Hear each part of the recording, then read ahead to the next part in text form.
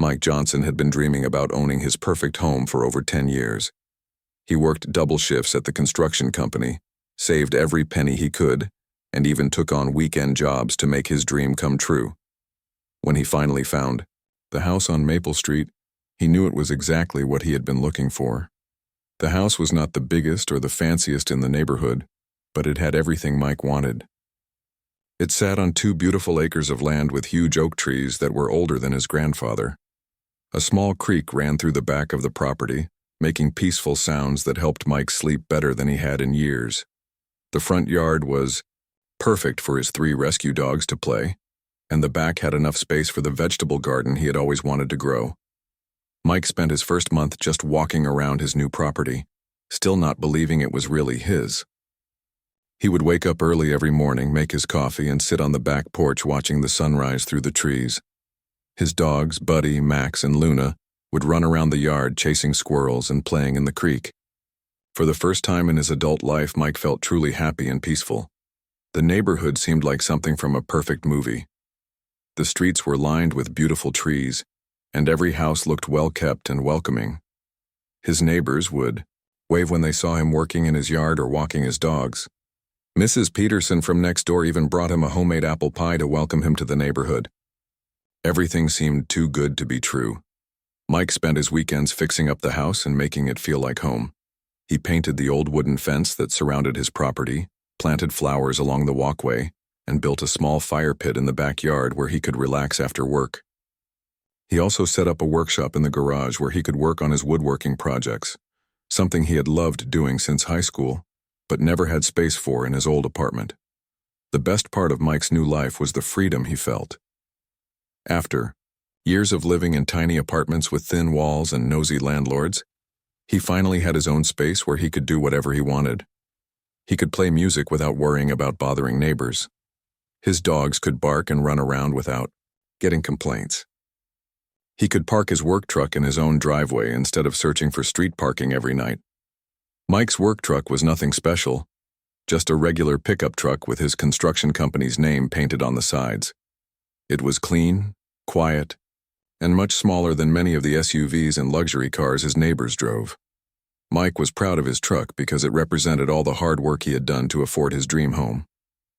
Every morning he would load his tools into the back and drive off to build houses for other families, knowing he would come home to his own perfect place. For 3 wonderful months, Mike lived in complete happiness. He made friends with some of his neighbors, hosted a few barbecues by his fire pit, and even started dating Sarah, a teacher he met at the local coffee shop.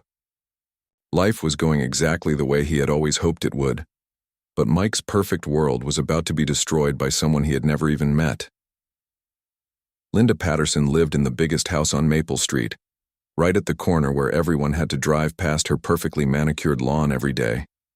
She had been living in the neighborhood for 12 years and had been the president of the Homeowners Association for 8 of those years. Linda took her job very seriously, maybe too seriously according to some of her neighbors, who were afraid to say anything out loud. Linda was in her mid-50s with short blonde hair that was always perfectly styled, even when she was just checking her mailbox. She wore expensive clothes and designer glasses that made her look important and intimidating at the same time. She drove a white luxury car that was always spotless and parked exactly in the center of her driveway. Everything about Linda screamed control and perfection. Every morning, Linda would walk around the neighborhood with a small notebook, writing down anything that looked out of place or against the rules. She knew every single rule in the HOA handbook by heart, and she was not afraid to enforce them. Most of her neighbors had learned to keep their yards perfect and their cars clean, just to avoid getting on Linda's bad side. The morning that changed Mike's life forever started just like any other. He woke up early, made his coffee, and let his dogs out into the backyard. He loaded his tools into his truck and was about to leave for work when he heard high heels clicking on his driveway. When he turned around, he saw a woman he had never met before walking toward him with a fake smile and a thick folder in her hands. "Good morning," Linda said in a voice that sounded friendly but felt cold. "You must be the new neighbor. I'm Linda Patterson, president of the Maple Street Homeowners Association." I've been meaning to stop by and welcome you to our lovely community. Mike smiled and stuck out his hand to shake hers. Nice to meet you, Mrs. Patterson. I'm Mike Johnson. I love living here so far. Everyone has been really friendly. Linda's smile got even faker as she looked at Mike's work truck. I'm sure you'll love it here once you understand all of our community rules. Speaking of which, I noticed you've been parking this commercial vehicle in your driveway. I'm afraid that's not allowed according to our HOA regulations. Mike felt confused. Commercial vehicle? This is just my work truck. I park it in my own driveway. Linda opened her thick folder and pulled out several pages covered in small print. According to Section 4.2 of our community guidelines, no commercial vehicles are permitted to be parked on any property within our neighborhood boundaries. This includes driveways, garages, and street parking. But it's my personal truck that I drive to work, Mike explained, trying to stay calm. It's not like I'm running a business from my house. The rules are very clear, Linda said, her fake smile disappearing completely. Any vehicle with commercial markings, company logos, or business advertisements is considered a commercial vehicle. You have 48 hours to remove it from the property, or you'll receive a fine of $200.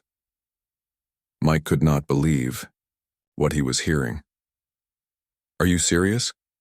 I can't park my own truck in my own driveway? Linda's voice became sharp and threatening. Mr. Johnson, these rules exist to protect our property values and maintain the high standards of our community. If you don't like following the rules, perhaps you should have bought a house somewhere else. The choice is yours. Follow the rules or face the consequences. As Linda walked away in her clicking high heels, Mike stood in his driveway feeling like someone had just punched him in the stomach. His perfect home was starting to feel like a prison, and Linda Patterson was holding all the keys. Mike thought his problems with Linda would end once he moved his work truck to a parking lot 10 minutes away from his house. He was wrong. Very wrong. Moving his truck was just the beginning of what would become the worst year of his life. 2 days after Mike parked his truck off-site, Linda appeared at his front door again. This time she was carrying a measuring tape, a camera, and her ever-present folder of rules. She didn't even say hello before she started taking pictures of his front yard. What are you doing? Mike asked, watching Linda measure the height of his grass with her tape measure. Your lawn is in violation of community standards, Linda announced, writing something in her notebook. The grass height exceeds the maximum allowed length of 2.5 inches. Current measurement shows 3 inches in multiple areas. Mike looked at his lawn, which looked perfectly normal to him. Are you kidding me? It's barely been a week since I mowed it. The rules clearly state that grass must be maintained at proper height at all times, Linda said, handing him a bright yellow violation notice. You have 24 hours to correct this issue or face a $50 fine. Mike spent his entire Saturday afternoon mowing his lawn again, cutting the grass so short that his yard looked like a golf course. He thought Linda would be satisfied, but he was learning that Linda Patterson was never satisfied with anything. The next week brought a new violation notice. This time, Linda complained that his mailbox was the wrong color. According to her rules, all mailboxes had to be painted midnight black, but Mike's mailbox was what any normal person would call black. Linda claimed it was charcoal black, and therefore unacceptable. I bought this paint from the hardware store, Mike explained when Linda showed up with her color chart. The can literally says black on it. Our community standards require a specific shade, Linda replied coldly. You can purchase the approved paint from Henderson Hardware downtown. Ask for Midnight Black, code number MB2847. You have 1 week to repaint. Mike drove to Henderson Hardware, where the elderly owner, Mr. Henderson, shook his head sadly when Mike explained what he needed. You must live in Linda Patterson's neighborhood, Mr. Henderson said with sympathy. She makes everyone buy this expensive specialty paint. Regular black paint costs $5. Her special Midnight Black costs $35, and it looks exactly the same. After repainting his mailbox with the ridiculously expensive paint, Mike hoped Linda would leave him alone for a while. Instead, her visits became more frequent and more ridiculous. She found violations in places Mike never knew rules could exist. His garden gnome was inappropriate lawn decoration. His welcome mat was 2 inches too wide for the approved dimensions. His outdoor light fixture was too bright and needed to be replaced with a dimmer version. Even his house numbers were wrong because they were Arial font instead of Times New Roman font. Each violation came with a fine: $50 for the gnome, $75 for the welcome mat, $100 for the light fixture, $200 for the house numbers. Mike was hemorrhaging money for problems he never knew existed. The situation got worse when Linda decided to target Mike's rescue dogs. Buddy, Max, and Luna had been living peacefully in Mike's fenced yard, bothering nobody. But Linda claimed they were disturbing the peace every time they barked. Dogs are allowed to bark during normal hours, Mike protested when Linda handed him another violation notice. They're not barking at night or early in the morning. Any barking that can be heard from the street is considered a noise violation, Linda said with her fake smile. Perhaps you should consider moving to a neighborhood that's more suitable for pet owners. Linda started showing up at random times throughout the day, hoping to catch the dogs barking. She would ring Mike's doorbell repeatedly, causing the dogs to bark, then write him a violation for the noise. When Mike figured out her trick, Linda got even more creative. She began filing complaints about Mike's morning routine.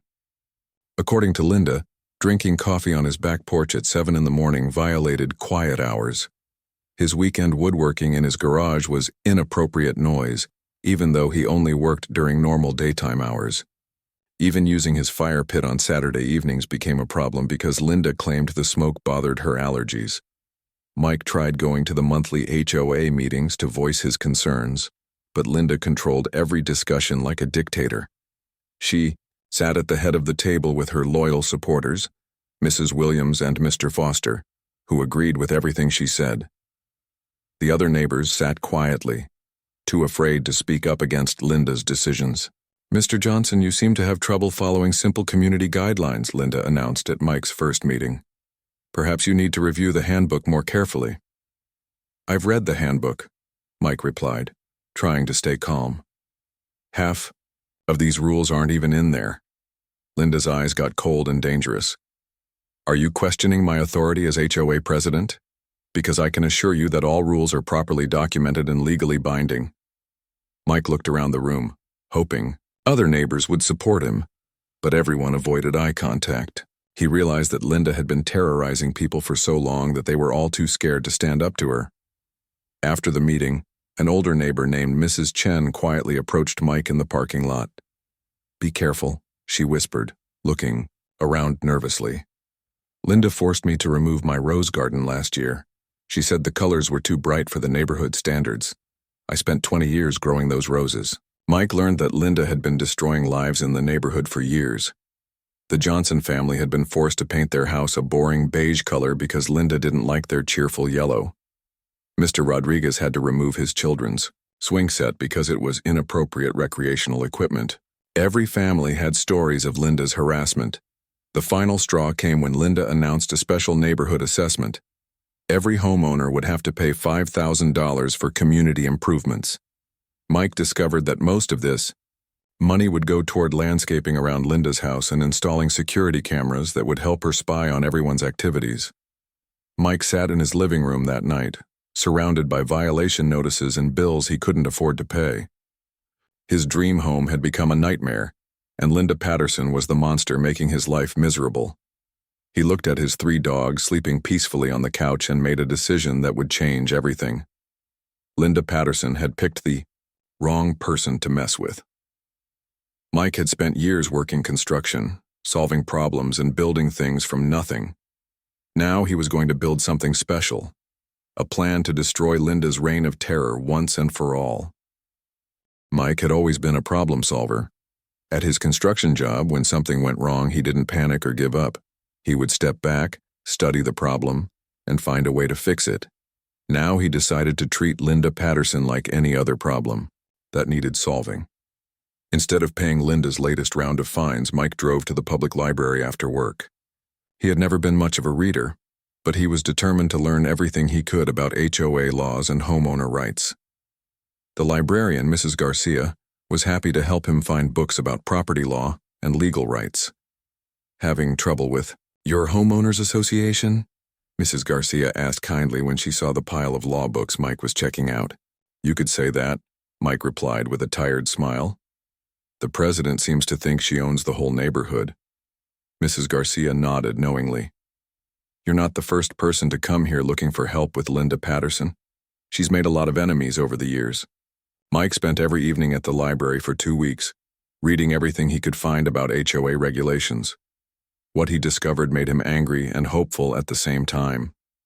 Linda had been breaking the law in dozens of different ways, and she had gotten away with it because nobody knew enough to stop her.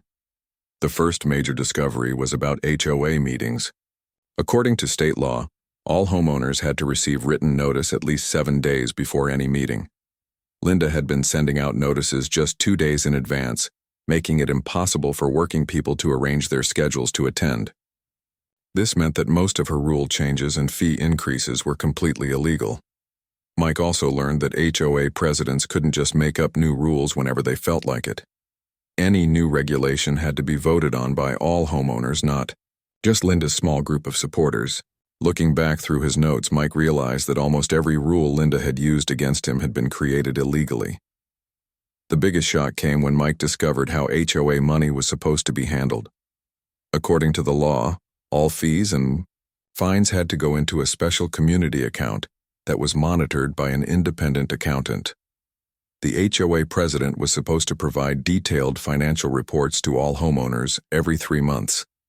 Mike realized he had never seen a single financial report from Linda. He had no idea where his neighbor's money was going or how much was in the community account. This was a serious red flag that made Mike suspect Linda was stealing from the neighborhood. Armed with this new knowledge, Mike decided to start talking to his neighbors individually. He was tired of Linda controlling the narrative at her fake meetings. It was time to hear what people really thought when Linda wasn't there to intimidate them. His first stop was Mrs. Chen, the elderly woman who had warned him about Linda after the HOA meeting.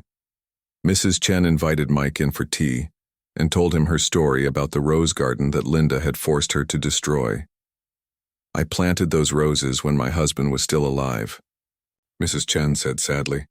They were every color of the rainbow, red, pink, yellow, white. They reminded me of him every spring when they bloomed, but Linda said they were too colorful and attracted too many bees. Mike learned that Linda had fined Mrs. Chen $300 for inappropriate landscaping and threatened to put a lien on her house if she didn't remove the roses immediately. Mrs. Chen had been too scared and too old to fight back, so she had sadly dug up 20 years of beautiful memories. Next, Mike visited the Johnson family, who had been forced to repaint their cheerful yellow house. Mr. Johnson was a mechanic who worked long hours to support his wife and 2 young children. He was furious about Linda's harassment but felt powerless to stop it. She fined us $1,500 for our house color, Mr. Johnson explained angrily. Said yellow was too bright and lowered property values. But I checked the original HOA rules from when we bought the house. Yellow was listed as an approved color. She just decided she didn't like it and made up a new rule. The Johnsons also told Mike about other illegal things Linda had done. She had raised HOA fees twice in 1 year without proper voting. She had hired her brother-in-law's landscaping company to maintain common areas at inflated prices. She had even tried to fine them for their children's bicycles being visible in their own garage. Mike's next visit was to Mr. Rodriguez, whose children's swing set had been banned by Linda. Mr. Rodriguez worked 2 jobs to support his family and rarely had time to attend HOA meetings. He was shocked to learn that Linda's rules weren't actually legal. I spent $800 on that swing set for my kid's birthday, Mr. Rodriguez said sadly. They cried when I had to take it down. Linda said it was ugly and inappropriate, but it was just a normal wooden swing set like millions of families have. As Mike talked to more neighbors, he discovered a pattern of illegal behavior that went back years. Linda had been collecting thousands of dollars in bogus fines, creating fake rules whenever she didn't like something, and using her position to benefit herself and her friends. The breakthrough came when Mike talked to his next-door neighbor, Mrs. Peterson, the kind woman who had brought him apple pie when he first moved in. Mrs. Peterson had been the HOA treasurer until Linda forced her out 3 years ago. Linda didn't want anyone else looking at the finances, Mrs. Peterson explained quietly. She claimed I was making mistakes, but really she didn't want me to see where the money was going. I tried to get copies of the bank statements, but she refused to give them to me. Mrs. Peterson still had some old financial records from her time as treasurer. When she showed them to Mike, he couldn't believe what he was seeing. 3 years ago, the HOA account had over $30,000 in it, but according to Linda's recent statements, there was less than $5,000 left. Where did $25,000 go? Mike asked in amazement. That's what I'd like to know, Mrs. Peterson replied grimly. Mike spent that night organizing all the information he had gathered. He made lists of every illegal rule Linda had created, every improper fine she had collected, and every law she had broken. The evidence was overwhelming. Linda Patterson wasn't just a difficult neighbor, she was a criminal. But Mike knew that having evidence wasn't enough. He needed a plan to use this information effectively. Linda had been getting away with her crimes for years because she was smart and careful. If Mike was going to take her down, he would need to be smarter and more careful than she was. Looking at his 3 dogs sleeping peacefully in their own yard, Mike smiled for the first time in months. Linda Patterson had made the biggest mistake of her life when she decided to mess with him. She thought she was dealing with just another scared neighbor who would quietly pay her illegal fines and follow her fake rules. She was about to learn that Mike Johnson was not like her other victims. He was a fighter, and he was just getting started. Mike knew that going after Linda would be like fighting a wild animal, dangerous and unpredictable. He needed to be smart, patient, and careful. One wrong move, and Linda could make his life even worse than it already was. But Mike had a plan that would use Linda's own arrogance against her. The first step was to start recording everything. Mike bought a small digital recorder that he could hide in his pocket during HOA meetings. He also started taking pictures of every violation notice Linda gave him, along with photos that proved her accusations were false. If Linda wanted to play games with fake evidence, Mike would fight back with real evidence. At the next HOA meeting, Mike sat quietly in the back corner with his hidden recorder running. Linda was in her usual position at the head of the table, surrounded by her loyal supporters, Mrs. Williams and Mr. Foster. She announced several new rules without taking any votes from the homeowners. Effective immediately, all front yard decorations are banned except for approved seasonal items, Linda declared. This includes garden gnomes, bird baths, and decorative stones. Mike raised his hand. Shouldn't we vote on new rules like this? Linda's fake smile appeared. As HOA president, I have the authority to make decisions that protect our community standards. Actually, according to state law, major rule changes require a majority vote from all homeowners, Mike said calmly. The room went silent. Linda's smile disappeared completely. Mr. Johnson, I don't appreciate you questioning my authority in front of the community. I'm not questioning your authority, Mike replied. I'm just making sure we follow the law. After the meeting, several neighbors approached Mike privately. They were impressed that someone had finally stood up to Linda, but they were also worried about what she might do for revenge. Be careful, whispered Mr. Rodriguez.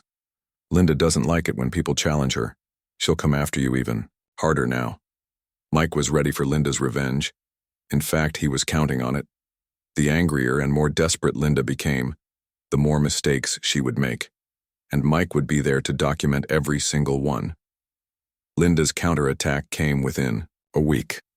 She showed up at Mike's house with a new violation notice claiming his mailbox was now too close to the street. It was the same mailbox that had been in the exact same location when Mike bought the house. This mailbox violates setback requirements, Linda announced, taking pictures with her camera. It needs to be moved back 18 inches. Mike pulled out his phone and started recording. This mailbox hasn't moved since I bought the house. Are you saying the previous owner was also in violation?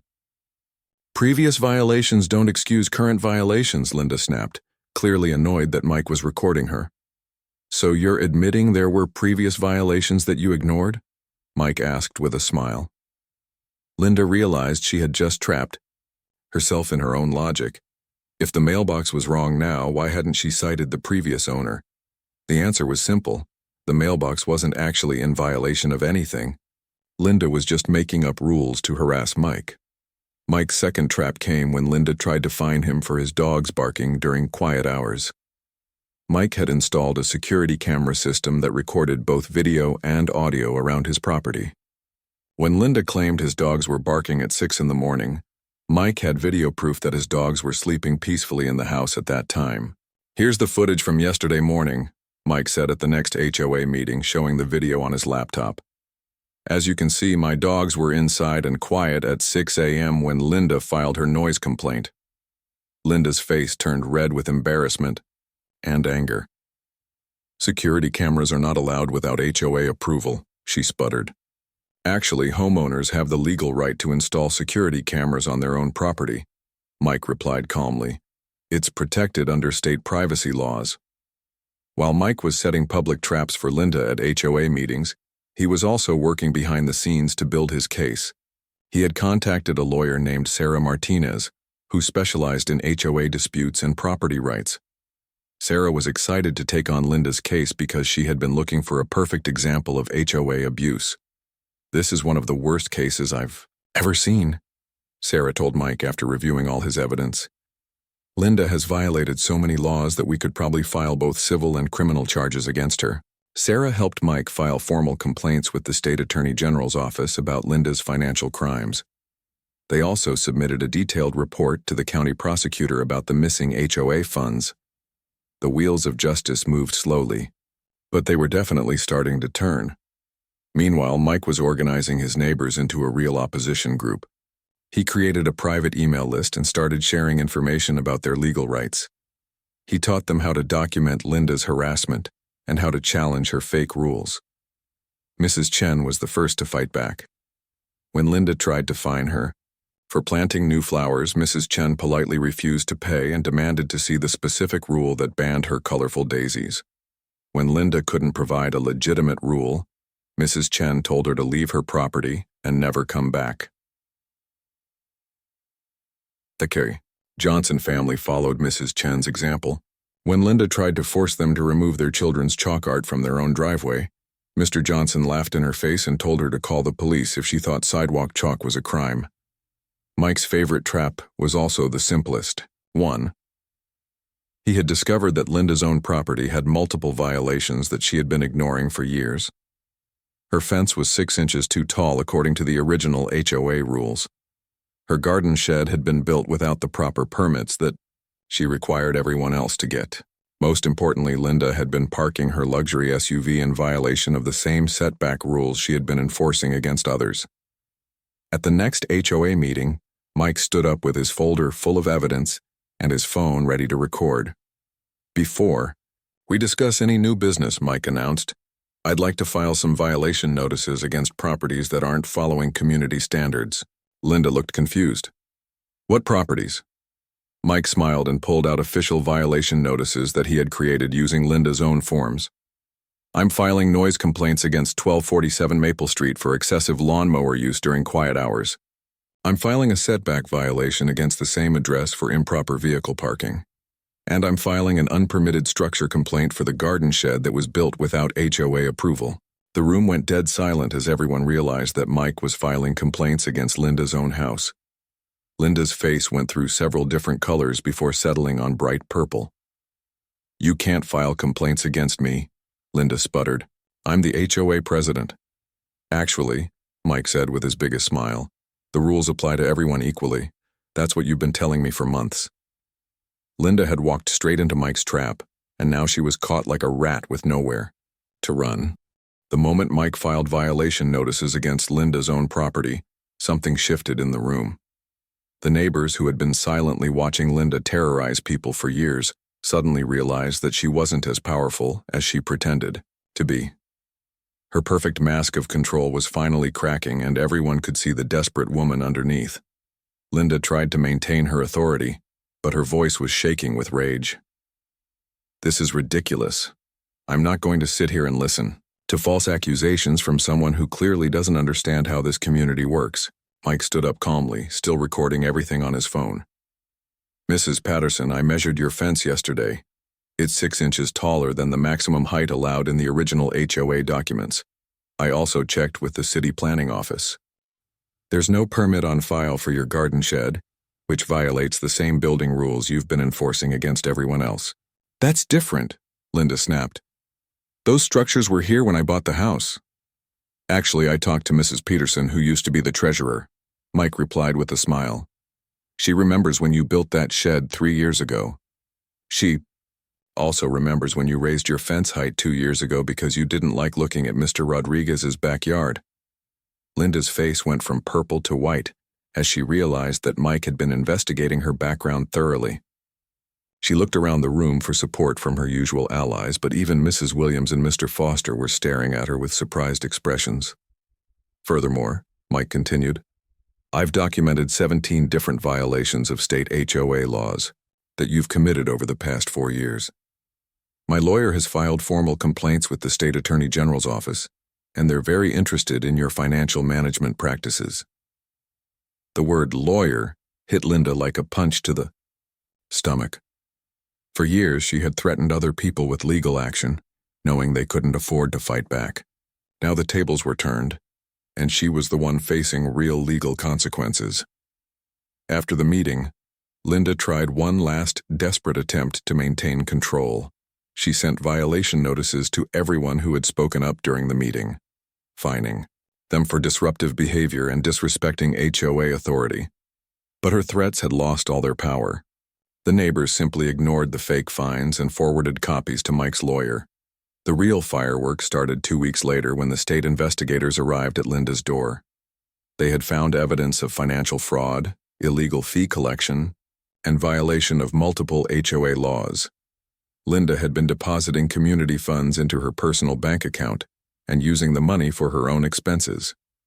Bank records showed that Linda had spent HOA money on luxury vacations, expensive clothes, home, improvements for her own house, and even her daughter's college tuition. Over the past 4 years, she had stolen more than $60,000 from her neighbors while pretending to protect their community. The criminal charges came first. Linda was arrested for embezzlement, fraud, and abuse of office.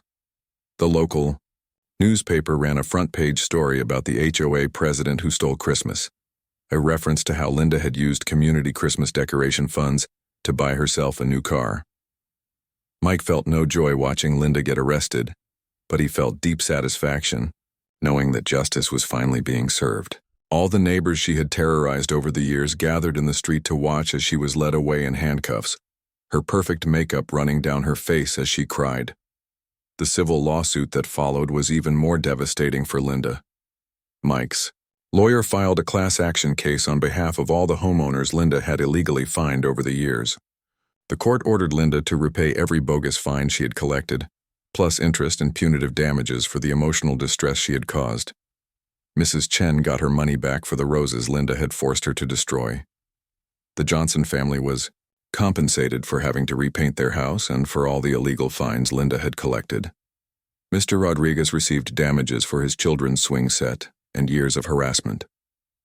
Every family that Linda had victimized finally got justice. The total judgment against Linda exceeded $300,000. She was forced to sell her big corner house to pay the legal costs and damages. The irony was perfect. The woman, who had claimed to be protecting property values, had destroyed her own property value through her criminal behavior. Linda also received a lifetime ban from serving in any HOA leadership position anywhere in the state. The court appointed an independent management company to oversee the Maple Street neighborhood and ensure that all future rules followed proper legal procedures. The first thing the new management company did was throw out all of Linda's illegal rules. Homeowners could finally park their work vehicles in their own driveways again. Mrs. Chen planted a new rose garden that was even more beautiful than her original one. The Johnson family painted their house a cheerful yellow color that made everyone smile when they drove past it. Mike organized a neighborhood block party to celebrate their freedom from Linda's tyranny. For the first time in years, people brought out decorations that had been banned, parked their boats and RVs in their own driveways, and let their children play freely without fear of violation notices. The party was held in Mike's backyard around his fire pit that Linda had tried so hard to ban. Mrs. Peterson brought homemade apple pie for everyone. Mr. Rodriguez set up his children's swing set in his front yard where everyone could see it. Mrs. Chen handed out flowers from her new garden to every family. "I can't believe she's finally gone," Mrs. Chen said happily, watching children play on the swing set without worrying about violation notices. "I can't believe it took us so long to stand up to her," Mr. Johnson replied. "We should have fought, back years ago." Mike looked around at his neighbors laughing and enjoying their own properties for the first time in years. "Sometimes it just takes one person to stand up to a bully," he said. "Once people see that bullies can be beaten, they're not afraid anymore." Linda's reign of terror was finally over. She moved to a small apartment across town where she couldn't terrorize any more homeowners. Mike heard through the grapevine that she tried to complain about her new neighbors to the apartment management, but they told her to mind her own business. Mike's property values actually increased after Linda left because the neighborhood became known as a place where homeowners' rights were respected. He was finally able to enjoy his dream home in peace, parking his work truck in his own driveway, and letting his dogs run free in their own yard.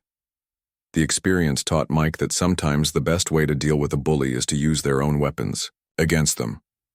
Linda had used rules and laws to control others, but when Mike used the real laws correctly, her house of cards came tumbling down. His patience, research, and strategic thinking had turned his worst nightmare into the sweetest victory.